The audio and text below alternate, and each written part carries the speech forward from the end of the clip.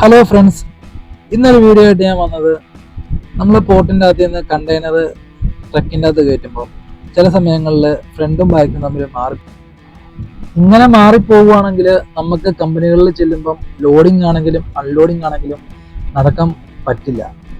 കാരണം ബാക്കിൽ ഡോർ ആണെങ്കിൽ മാത്രമേ സാധനങ്ങൾ കയറ്റാനും ഇറക്കാനും അവർക്ക് സാധിക്കുള്ളൂ. ഇത് പോർട്ടുകാർ ഇങ്ങനെ ഇറക്കി വിടാറില്ല. ചിലപ്പം അവരെ ശ്രദ്ധയിൽപ്പെടാതെ ഇരുന്നെങ്കിൽ അവരിറക്കി വിടും. അങ്ങനെ നമുക്ക് കിട്ടിയ കണ്ടെയ്നറും ഇതുപോലെ തലതിരിഞ്ഞാണ് കിട്ടിയത്. ഞാനിപ്പോൾ നോക്കുന്നത് കണ്ടെയ്നറിന് ഡാമേജോ കാര്യങ്ങളോ എന്തെങ്കിലുമൊക്കെ ഉണ്ടെങ്കിൽ അത് നമ്മൾ നോട്ട് ചെയ്യാൻ വേണ്ടിയാണ് ഞാനിപ്പോൾ ഇറങ്ങി നോക്കുന്നത്. നമ്മളത് കൺഫേം ആയിട്ട് നമ്മൾ ചെക്ക് ചെയ്യണം. അത് നമ്മൾ ഡേറ്റിൽ ഡാമേജ് എന്തെങ്കിലും ഉണ്ടെങ്കിൽ നമുക്ക് പറയുകയും ചെയ്യണം.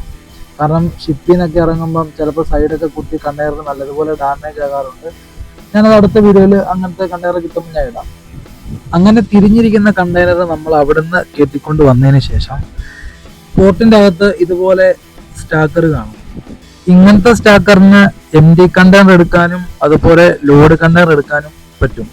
അപ്പം നമ്മൾ നേരെ ഈ സ്റ്റാക്കറിന്റെ ഫ്രണ്ടിൽ വന്ന് നിൽക്കുമ്പം നമ്മളെ കണ്ടെയ്നർ ഈ സ്റ്റാക്കർ പൊക്കും. അതിനുശേഷം നമ്മൾ അവിടെ ഇട്ട് തന്നെ യൂട്ടേൺ അടിക്കുക. യൂട്ടേൺ അടിച്ച് വന്നിട്ട് നമുക്ക് കണ്ടെയ്നറിന്റെ ഡോറ് ബാക്കി വരുന്ന രീതിയിൽ നമ്മൾ കറക്റ്റ് പൊസിഷനിൽ നിർത്തി കൊടുക്കുമ്പം ഈ സ്റ്റാക്കർ വണ്ടിക്കകത്ത് നമ്മളെ കണ്ടെയ്നർ കറക്റ്റായിട്ട് വെക്കും. അപ്പം ഇത് നമ്മളെ ഫ്രണ്ടിൽ പോയ 2 വണ്ടിയിൽ ഒരു വണ്ടിയാണ്. ഇത് കഴിഞ്ഞിട്ട് അടുത്തത് നമ്മളെ വണ്ടിയാണ്. നമ്മളെ വണ്ടിയുടെ കണ്ടെയ്നറും തിരിഞ്ഞിരിക്കുക. അപ്പം അത് നമുക്ക് കറക്റ്റ് പൊസിഷനിൽ ഡോറ് ബാക്കി വരുന്ന രീതി വെക്കണം. അതിനുശേഷം നമുക്ക് പഴയ രീതിക്ക് തന്നെ നമ്മൾ കണ്ടെയ്നർ തിരിച്ചു വെച്ചതിന് ശേഷം നമ്മൾ ER അടിച്ച് നേരെ പുറത്തിറക്കാം. Thank you.